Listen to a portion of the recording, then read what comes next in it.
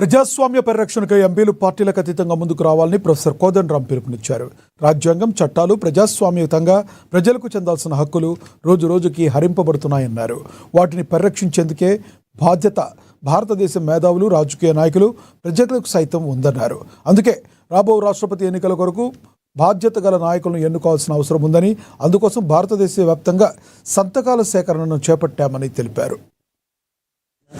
మరొక వైపేమో వాటికి పూర్తి వ్యతిరేక ఎన్నిక జరుగుతున్న ప్రత్యేక పరిస్థితులను దృష్టిలో పెట్టుకొని ప్రేక్షక పాత్ర పోషించలేమో, మౌనంగా ఉండలేమని చెప్పి అనుకున్నాం.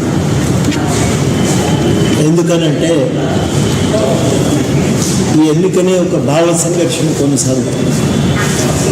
ఒకవైపేమో రాజ్యాంగ పరిరక్షణ, రాజ్యాంగ వెలుగులో దేశ అభివృద్ధి జరగాలనేటువంటి ఆలోచన, మరొక వైపేమో వాటికి పూర్తి వ్యతిరేకమైనటువంటి ఒక దృక్పథము. ఈ రెంటి మధ్యన ఘర్షణలో మనం మౌనంగా ఉండటం కాదు, మనం కూడా ప్రజాస్వామ్య పరిరక్షణకు, రాజ్యాంగ పరిరక్షణకు పూనుకోవాలని చెప్పి అనుకున్నాం. అనుకున్న తర్వాత ఇక కేవలం మేము సంతకాలు చేయటమే కాదు, అందరితో కూడా సంతకాలు సేకరిస్తున్నాం.